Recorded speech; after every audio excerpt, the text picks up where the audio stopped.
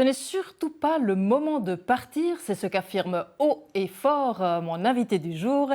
Il s'agit du maire sortant de la ville de Bienne, le socialiste Éric Fehr. Confronté à 3 autres candidats, il prône l'expérience, la continuité pour se sortir de la crise Corona et être réélu le 27 septembre prochain.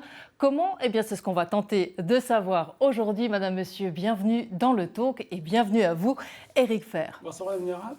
Alors, vous avez 52 ans, vous êtes maire de la ville de Bienne depuis 2011 déjà, j'ai envie de dire. Alors, avoir ce discours de dire c'est surtout pas le moment de partir parce qu'on est dans la crise, ça va être compliqué, il ne faut pas rêver, les 4 ans prochains, ça va être l'horreur. Vous êtes en train de miser un peu sur la peur des citoyens. Là, je trouve que vous exagérez un tout petit peu. Je n'ai jamais dit que ça sera l'horreur. Les 4 prochaines années, ça sera un grand... Vous avez dit que c'était très difficile. Ça va être dur. Ça sera un grand défi. C'est ça que je confirme. Mais quand j'ai dit que je me représentais, ce n'était pas seulement pour amener la continuité dans la crise Corona. Ça s'est arrivé maintenant, les derniers mois. Mais déjà avant, il y avait Cédric Nemitz et Barbara Schwickert qui ont annoncé leur départ. Ces deux figures importantes du municipal qui vont quitter. Et donc, il est important d'avoir de la continuité, d'avoir un réseau, de connaître les interlocuteurs à tous les niveaux. Et là, je suis sûr que, encore plus fortement, maintenant, à cause de Corona, j'ai quelque chose à amener pour guider cette ville à travers cette crise. Mais en même temps, les réseaux, ça se construit. Donc, un peu de changement, ça ferait du bien. Je trouve juste un peu de changement pour un peu de changement, c'est trop simple. Et c'est ce que j'ai jamais entendu de mes 3 adversaires jusqu'à maintenant. Qu'est-ce qu'ils feraient autrement ? J'ai entendu le PS est trop longtemps au pouvoir, moi je suis là trop longtemps, il y a déjà mon père. C'est des choses qui n'étaient pas différentes il y a 10 ans quand je me suis présenté. Pourquoi c'est pas venu là? Personne n'a dit quelque chose de ce genre. Moi je préférais de pouvoir discuter avec les autres candidats sur des idées politiques divergentes, mais ça me manque jusqu'à maintenant. Mais quand même, alors c'est pas la première fois que vous luttez contre une certaine concurrence. Cette fois-ci, ce sont 3 autres candidats, dont une femme. Qui c'est que vous craignez quand même le plus ? Si je regarde un peu les profils personnels, je pense la candidate qui amène la plus grande différence par rapport à moi, c'est la femme, évidemment. Vous avez peur de la mobilisation de l'électorat féminin ? Je respecte de la mobilisation toujours, mais je trouve aussi bien qu'il y ait des autres candidates et candidats. Mais justement, ce qui me manque un peu, c'est le débat matériel sur les avis divergents. Les 2 autres candidats, les 2 messieurs, plutôt mon profil homme, germanophone.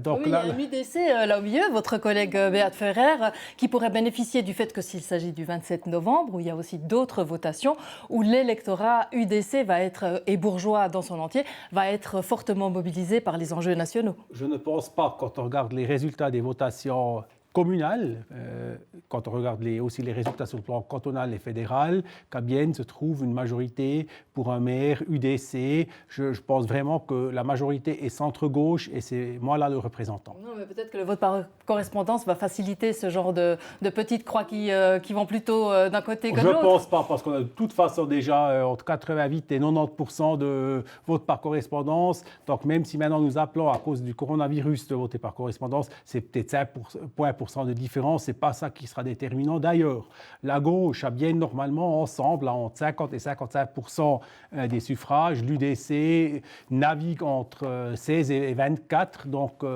ça c'est aussi des chiffres relativement clairs.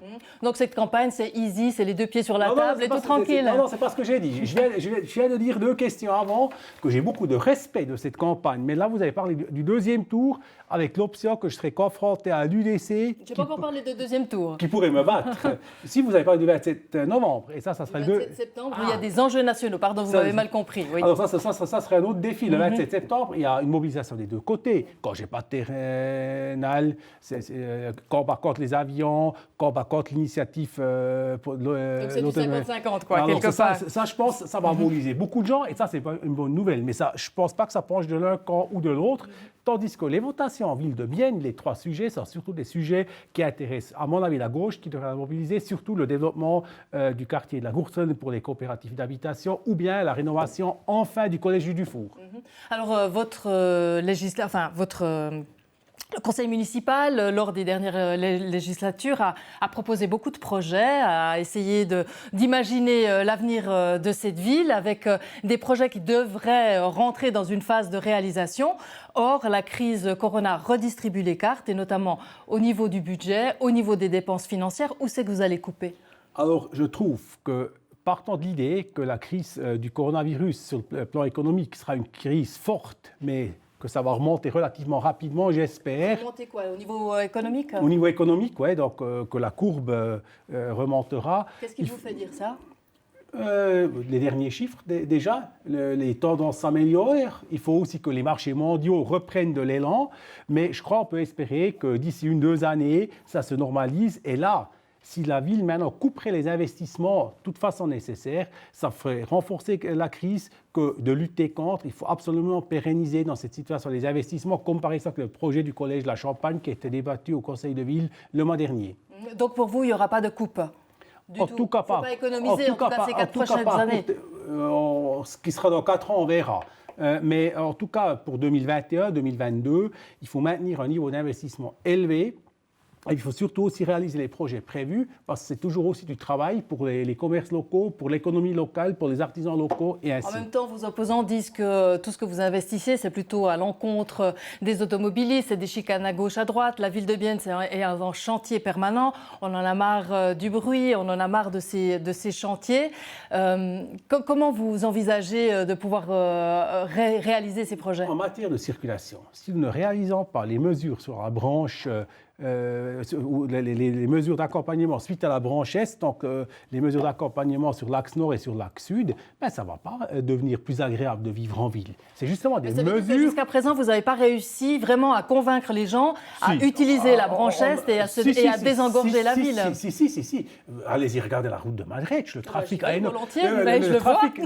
énormément baissé. Mais ça, tout seul, ça ne fait encore pas une autre qualité de vie. Il faut réaménager le secteur. À la route de Mage, on pourra faire des pistes de vélo séparées. Au centre de Bougeant, où actuellement vous avez des trottoirs pas plus larges que ça, on pourra faire des trottoirs corrects pour la population qui habite. C'est ça. Et si on ralentit le trafic à 30 à certains endroits, ça baisse le bruit. Donc c'est exactement la réponse au défi dont vous parlez. Un autre gros sujet en matière de trafic, c'est évidemment la branche Ouest, cette fois. Ça, c'est un peu, j'allais dire, votre chemin de croix, Éric Fehr, parce que c'est un dossier qui a été vu, revu, qui risque d'avancer très lentement. Vous risquez de porter votre croix encore quelques années si vous continuez comme ça. Des projets d'infrastructure telle envergure sont toujours de cette nature. Et il faut savoir que depuis le moment où le projet définitif tel que nous connaissons a été élaboré jusqu'à aujourd'hui, il y a eu un changement fondamental dans les convictions sociétales, dans les perceptions d'une autoroute et du trafic. Donc et c'est pour ça qu'il ne faut plus la faire, cette branche Ouest? Il ne faut pas la faire telle qu'elle a été prévue. Ça ne sera pas soutenu par une large partie de la population. On le voit d'ailleurs. Il faut trouver d'autres réponses avec des mesures à courte et à moyenne échéance qu'on réalise sur le réseau existant et avec une variante, si nécessaire, à longue échéance sous forme de tunnel. Alors très brièvement, Éric Fehr, parce qu'on arrive déjà au terme de cet entretien, vous proposez pour la mairie, vous proposez aussi au conseil municipal. Peut-être que vous ne serez élu qu'au conseil municipal et pas à la mairie. Est-ce que vous accepterez de rendre votre trône? Je ne me suis encore pas occupé de cette question. Je suis sportif. J'ai un objectif devant mes yeux. Cet objectif, il est double. Conseil municipal et mairie. Et jusqu'au dernier coup de sifflet, si on veut dire ainsi, à la sirène de fin de match, je lutte pour ça. Et c'est après qu'on se pose des questions de tel genre. Alors, le 27 septembre, on vous donne rendez-vous pour le coup de sifflet et puis vos réflexions. Merci beaucoup. Merci à vous, Madame Niara. Quant à vous, eh bien, retrouvez tous les candidats sur notre site internet télébilingue.ch ainsi que toutes les émissions et les reportages consacrés aux élections biennoises 2020. On vous donne rendez-vous également le 27 septembre prochain pour une émission live à partir de 15h sur Télébilingue. On vous attend tous derrière votre petit écran. Et la semaine prochaine, j'aurai le plaisir d'accueillir le politologue Claude Longchamp. Merci d'avoir été là.